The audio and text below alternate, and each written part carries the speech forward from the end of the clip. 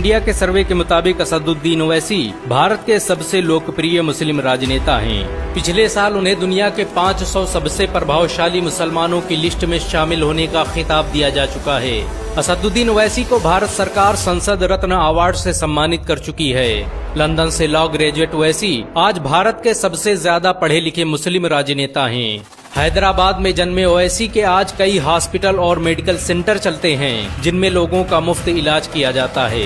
असदुद्दीन ओवैसी का जन्म 13 मई 1969 को हैदराबाद में हुआ। ये वही शहर था जहां पैदा होने वाले नवाब मीर उस्मान ने 5 टन सोना दान किया था।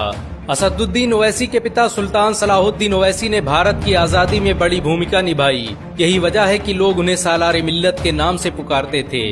बहुत कम लोग जानते हैं कि असदुद्दीन ओवैसी के ट्रस्ट सालार मिल्लत के तहत 12 कॉलेज, 9 स्कूल और 2 हॉस्पिटल चलते हैं। उनके जरिए बनाया गया ओवैसी स्कूल ऑफ एक्सीलेंस और दक्कन मेडिकल कॉलेज हैदराबाद का बेहतरीन कॉलेज है। उनके पॉलिटेक्निक कॉलेज, इंजीनियरिंग कॉलेज और कॉलेज ऑफ फार्मेसी में हजारों लोग शिक्षा हासिल करते हैं। असदुद्दीन ओवैसी ट्रस्ट हैदराबाद में पुलिस ट्रेनिंग कैंप भी चलाता है, जिसमें गरीब बच्चे आसानी से पुलिस की ट्रेनिंग ले सकते हैं। इस ट्रस्ट के जरिए लोगों के पढ़ने के लिए फ्री ट्यूशन की व्यवस्था की गई है।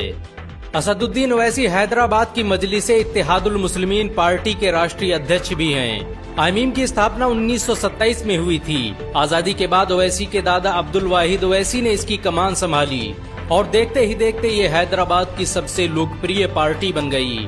असदुद्दीन ओवैसी के आज विभिन्न सोशल मीडिया प्लेटफॉर्म पर 6 मिलियन से ज्यादा फॉलोअर हैं। आपको ये जानकर शायद हैरानी हो कि असदुद्दीन ओवैसी ने 1994 में अपने राजनीतिक जीवन की शुरुआत की। वो पहले क्रिकेटर बनना चाहते थे, लेकिन बाद में कानून की पढ़ाई के लिए लंदन चले गए।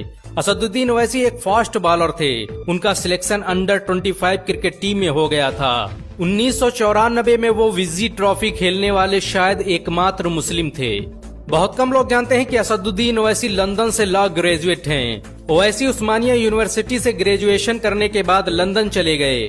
लंदन में रहकर ही उन्होंने बैरिस्टर की डिग्री हासिल की और बाद में भारत के सबसे लोकप्रिय राजनेता बन गए।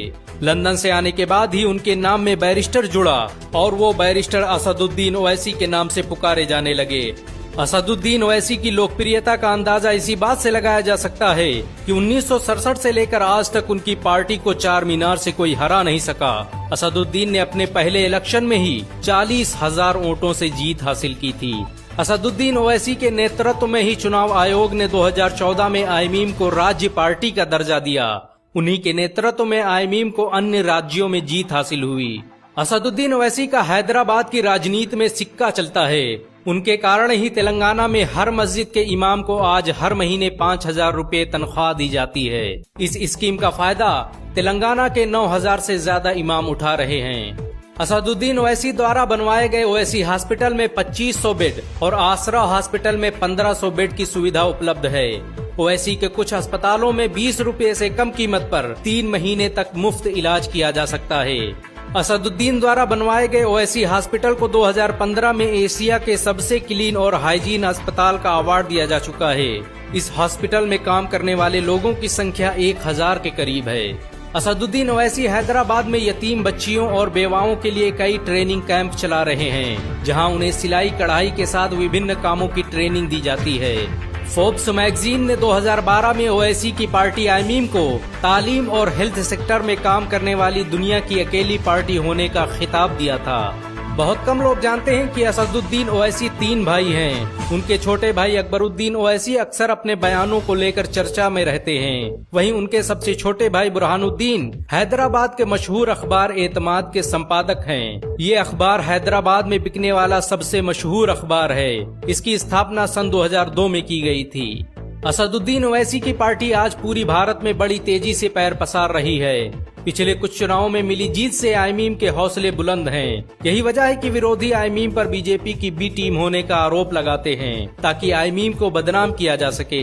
हालांकि ओवैसी चुनाव लड़ने को अपना संवैधानिक अधिकार बताते हैं। असदुद्दीन ओवैसी भारत में मुस्लिम मुद्दों पर मुखर होकर बोलने वाले एकमात्र नेता हैं। 3 तलाक से लेकर बाबरी मस्जिद और एनआरसी के मुद्दे पर वो खुलेआम सरकार की आलोचना करते रहे हैं। असदुद्दीन ओवैसी को मरहूम शहाबुद्दीन का बेहद करीबी माना जाता है। सरकारी आंकड़े के मुताबिक असदुद्दीन ओवैसी के पास 13 करोड़ से अधिक की संपत्ति है।